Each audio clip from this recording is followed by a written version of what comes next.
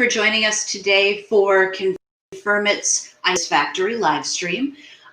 Today we have one of my colleagues with us, Paul Quinn. He is Confirmit's Senior Vice President of Product Management. And I thought it would be cool to bring him on today because a big part of Paul's role is to have a really deep, strong understanding of what's happening in the market, what people need, what the evolution is. And I think now is the time when we need a little insight into what's going on out there. So obviously, Paul then is one of the lead people who make sure that what we develop at Confirmit is actually what the market needs. So I thought it would be a great opportunity. 2020 has been a really weird year, or was a really weird year. And so far, 2021 kind of is a little bit or a lot of the same, I think we can all agree.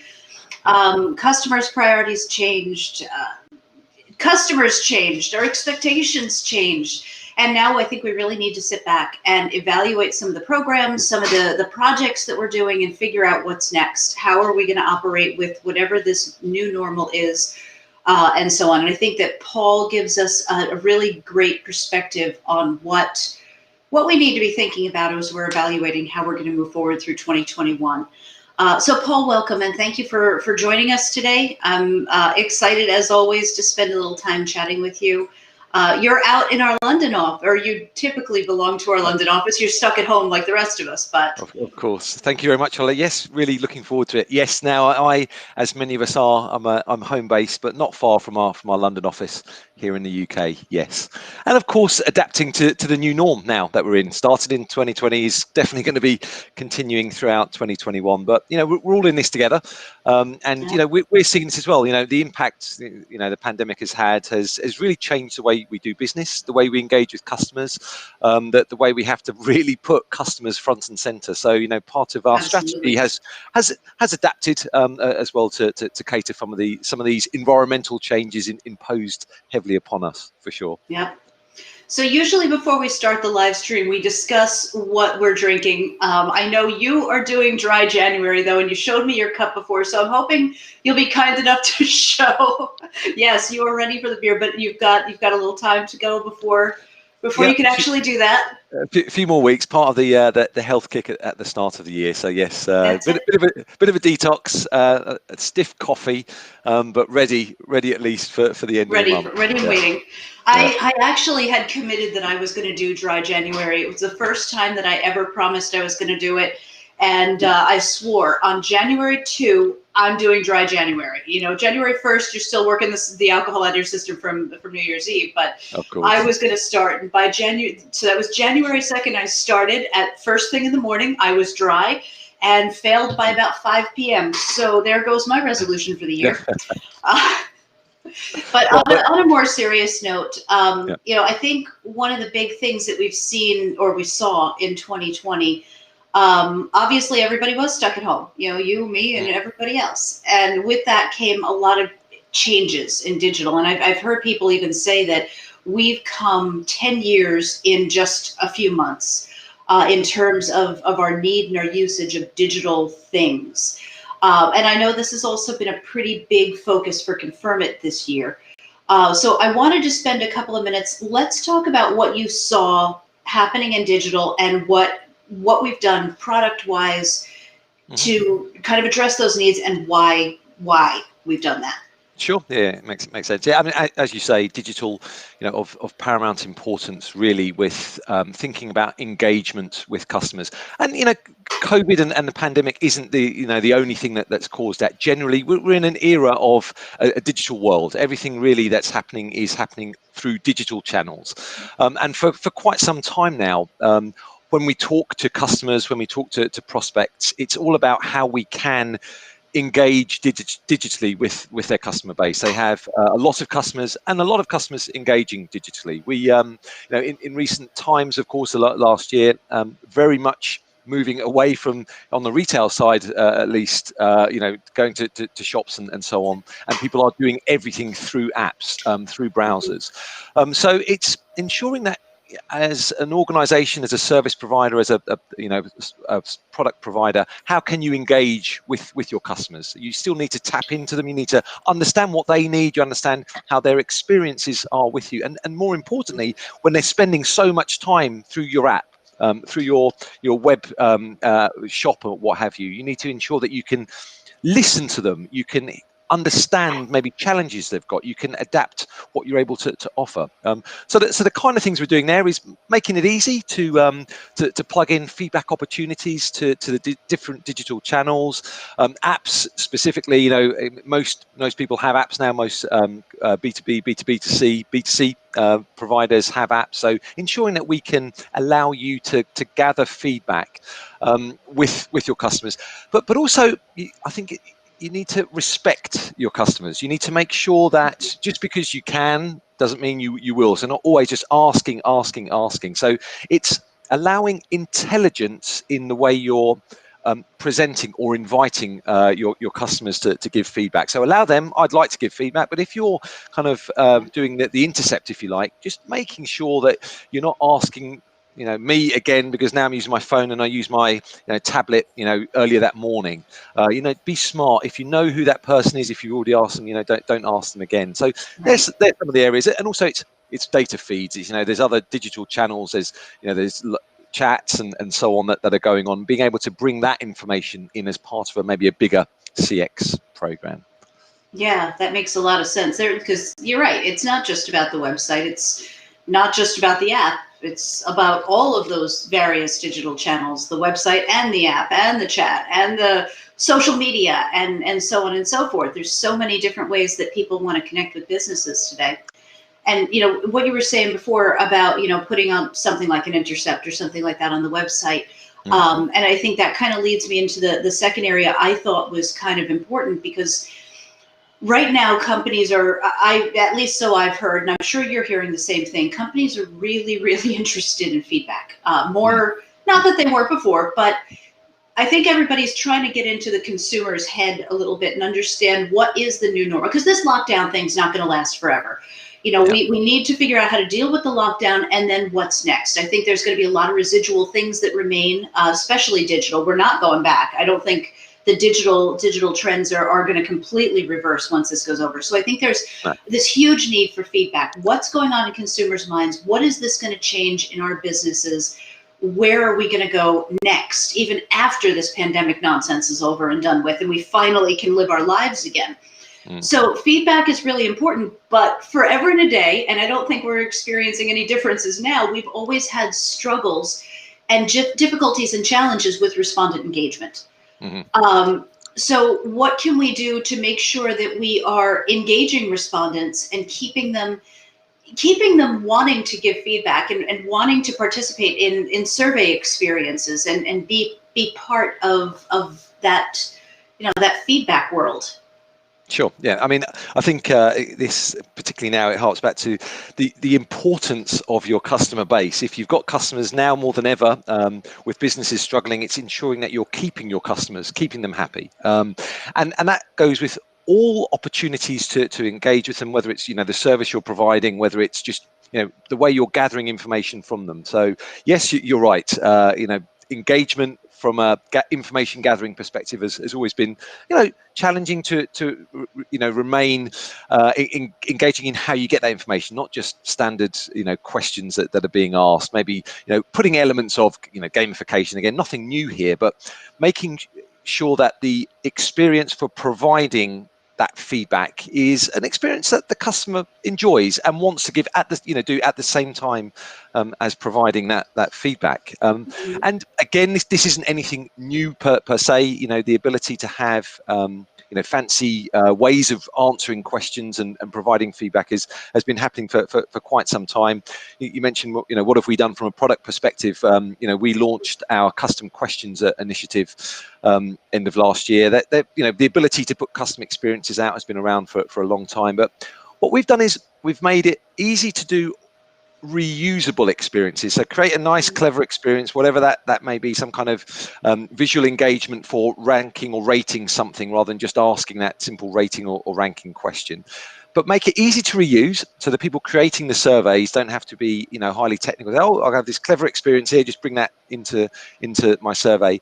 But allow the people that can build those experiences, those web developers, those web designers that can have those creative experiences, they can knock those up quickly and plug those in and have a nice kind of DIY design experience for that kind of survey creator, if you like. So it's very much around the reuse of those creative experiences. And then we're empowering our clever, customers out there that have the ability to build these. They can build as many as they like. They can empower the people creating those surveys with ways of, allowing that to be used extensively throughout their organization. And often that's their IP as well. They want to be a bit cagey about how methodologically they're gathering this information, and we're allowing them to do that in a reusable way. Right, right. And that's cool too, because that speaks to not only just engaging your respondents, but also making sure you're making the best use of your employees' time. Create it once, and that's like it's like our survey designer. And you create it once, and you can deploy it across all different channels. You create the survey experience once, and you can reuse it time and again. So I think there's a double benefit there. Not only do you get to create these cool circumstances, these cool experiences for your customers or your respondents, whether they be customers or partners or whoever you're sending out any kind of questionnaire to, but you also save employees time and let them do things that are cool without having to dedicate years and years to trying to build and rebuild, which is absolutely fantastic. Yeah, I mean, the era we're in, it's all about efficiency as well. So you're absolutely right. It's really important to do that for sure. Yeah. Right, right. All right. One of the other things, which I'm not very technical, so I'm going to have to dump this on you, but one of the things I know we've been putting a lot of time and effort into at Confirmit is Python. So it's a little different from the survey experience we were talking about in the digital trends, but clearly we spent time doing this Python because there's a trend happening and we were responding to a need.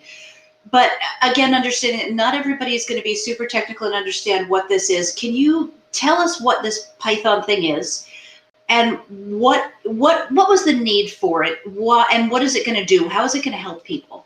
Sure. Yeah, that's a good point. So capturing data is one part of a big process that might result in some change or insights that have been gathered from that. But to get to that, end result, the data needs to be set up appropriately there, and there might need to be some manipulation of that data. There might need to be some cleaning of that data, remove maybe fraudulent respondents that are there, looking at how you want to statistically analyze that data, how you want to weight that data. So you need to work with that data. And this has always been the case. The researchers that are out there, our analysts that are capturing data and analyzing it, have spent a lot of time being able to manipulate it. And data scientists are out there, it's their full-time job to be able to do that. There are lots of different ways of doing it, but something like the Python language is a great way for manipulating data. And it's one of the standards really that people that are looking at data are using. So we want to tap into a kind of a normal working environment for people that are looking at data manipulation. So Python is the natural choice for doing that. We don't want to reinvent the wheel, and we want to leverage the benefit of all of the capabilities that Python language offers. Now, a couple of things there. One is you get the Python language, you can start from scratch, just build whatever you want, which is fine. That's nice if you're very experienced. But what we've also done is we've teamed up with the guys at Data Smoothie who provide Quantify, which is a bunch of kind of more research-centric library capabilities in the Python language, so that rather than having to build things from scratch, you can say, oh, I want to do this type of weighting, or I want to do this type of roll-up analysis, and so on. So they have then created ways of doing that, and then you can simply call their functions from their library to be able to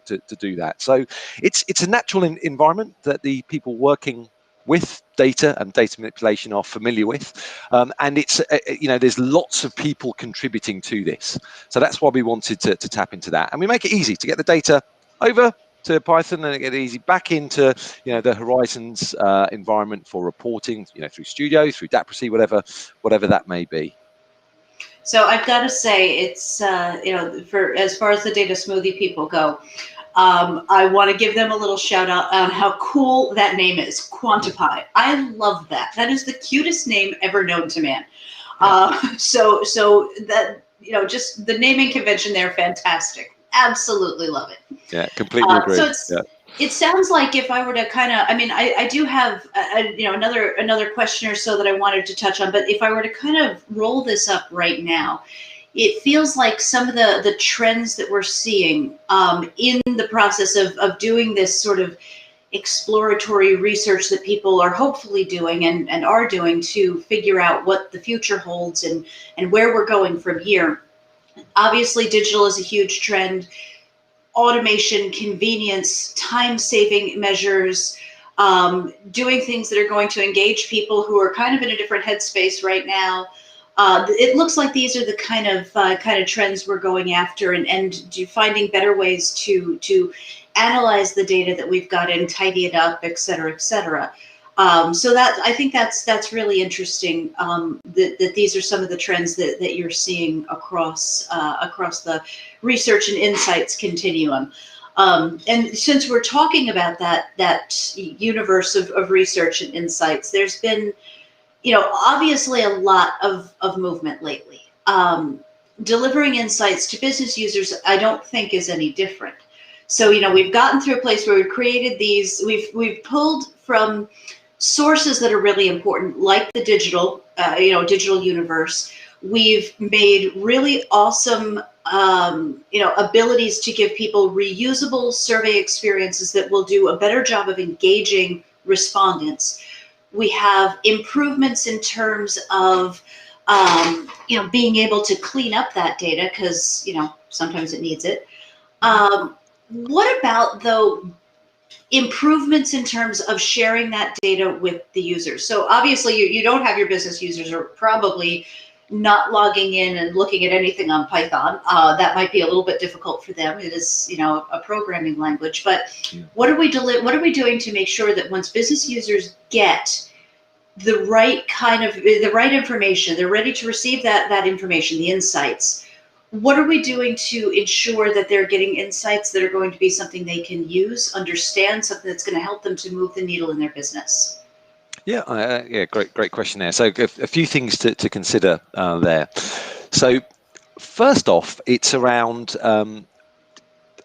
assisting with the interpretation of the data and guiding. We're never, with all sorts of maybe machine learning and AI techniques, really we look at this as aiding in an outcome. It's not replacing, say, a human. It's helping guide, it's help steer people in the right direction, highlighting areas that they're then able to react to. So I think a few things to bear in mind are how we surface that information. So we need highly visual, highly engaging, dashboards that are there. It's not just the engagement on the capture; it's also the engagement on the delivery of that information. Right. It's the devices that can be surfaced through. Again, people like mobile devices, tablets, apps, an expectation around the user experience that you have. It's also how you engage with it. So at the app level, things like gestures, swipe support, all those kind of things. And also the proactiveness. So I mentioned it's not just surfacing information; it's helping. It's providing notifications and alerts. So we've done a lot of work on our Studio platform when it comes to surfacing up that information through our dashboards. We have our Confirmit Go app, our mobile optimized native app, to surface those same dashboards. But then we've got the great notification and alerting system wrapped around that, so that it can proactively tell you not just tactical alerts, but at the aggregate level, if there's something from a trending perspective, guide that the person in that needs to see this information, bring them to that particular area. And again, it's around the experience. So if you look at some of the latest tech from the likes of Apple, with Apple, they've got things like the home widget, so that you can put interactive components on your homepage, on your iPad or on your iPhone, so that you look at your homepage, you see that information, you tap it, it will take you into the app, it will take you into that dashboard, but you've got that information, the really important stuff, available to you front and center. And again, although it's not to do with the interpretation of results, there's an expectation now, about the ease of creation. Again, the self-serve setup, that DIY setup. You don't have to be a highly technical person to build these dashboards, to build these alert workflows. and so on. So really, it's bringing all of that end-to-end piece together. Yeah, I think that's super important. And it's very cool that you can get these trending, and find out what, like you were saying, at that sort of aggregate level, find out what's happening. Because one-off is great, but at some point, you need to move from the tactical into the strategic to be able to actually move the needle in any business, and that applies whether you're working on a customer experience or in a customer experience program, or whether you're doing research for, a business of any sort. Being able to provide access to what's happening at that aggregate level and really understand how you're going to move the needle makes a huge, big difference. Yeah, and also I probably should have. I was going to say also the other thing we've got with our fairly recent merger with Daprasy, that the visualization, then the storytelling that Daprasy allows people to deliver is fantastic. It really brings that information and those insights to life. So even the simplest of metrics being surfaced up, but when it's created as a story, it tells a story, it guides you through that process. It's highly engaging, and it really helps the consumers of that report, work with that data, understand, and action on it. Absolutely. Yeah.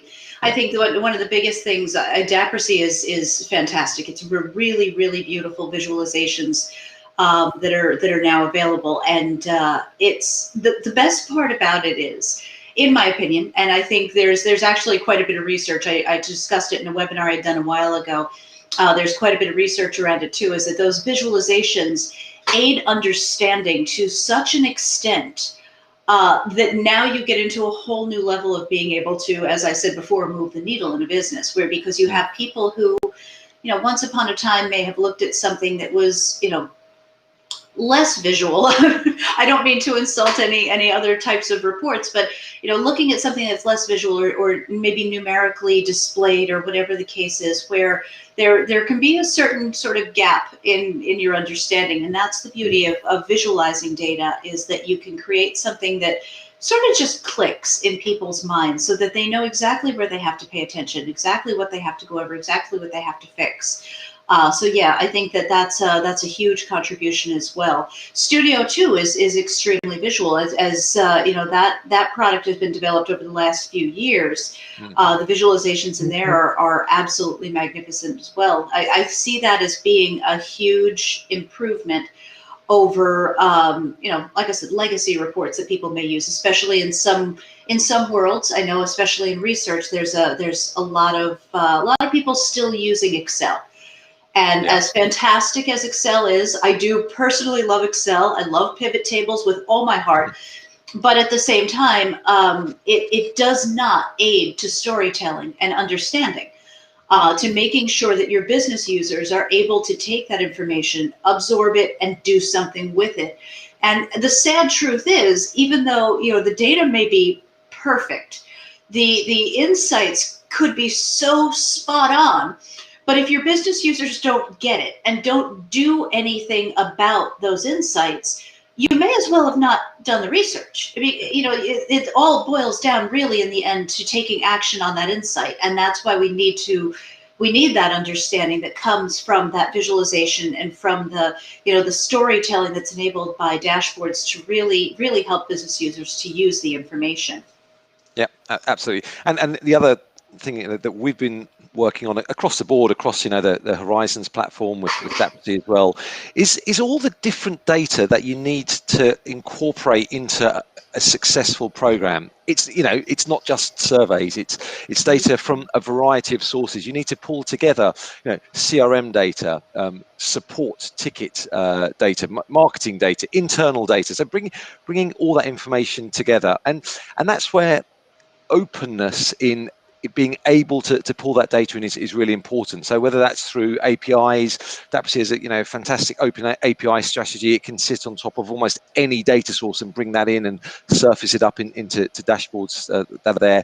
Similarly, we've done a lot of work on the Horizon side to really open up our data in, data out capabilities to really play nicely with all of those different data sets that exist out there, breaking down the silos so that you can have that holistic view of your customer with all of the other information alongside those more direct, survey kind of responses and so on that you have. Definitely.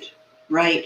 It was funny. I was actually going to ask that. I have a little list of things I wanted to cover with you today, and I realized I skipped over that one. I was going to ask you about that because I think that's fantastic that there are so many more data sources. That it's been a big struggle in business for a very long time, having to deal with siloed data. You have different departments, different areas of the business doing what comes naturally to them. They may be using multiple survey tools, or they might be existing in a tool outside of survey tools entirely. Maybe they live in their CRM if you're like in a sales team or account management role, and the thing is that each one of these areas, in the survey tools, in the CRMs, and the financial systems, and the transactional systems, whatever you're using, you've got this massive amount of data that just lives in that point solution and does no good to the business outside of that point solution, especially, like you said, from a holistic perspective, when you can bring it all together instead and see something that is truly going to show you what's happening with your customers.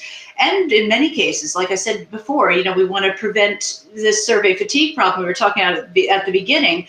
Yep. One great way to prevent survey fatigue is to not ask them questions you should already have the answer to. Of course. That's just a terrible experience. So it's fantastic that we do have this ability now to open up so many more channels and break down, or at least maybe it's not even break down. I think that's probably old language. Breaking down silos is not a good thing always. Different departments need their point solutions, but bridging the silos so that we're sharing the right information.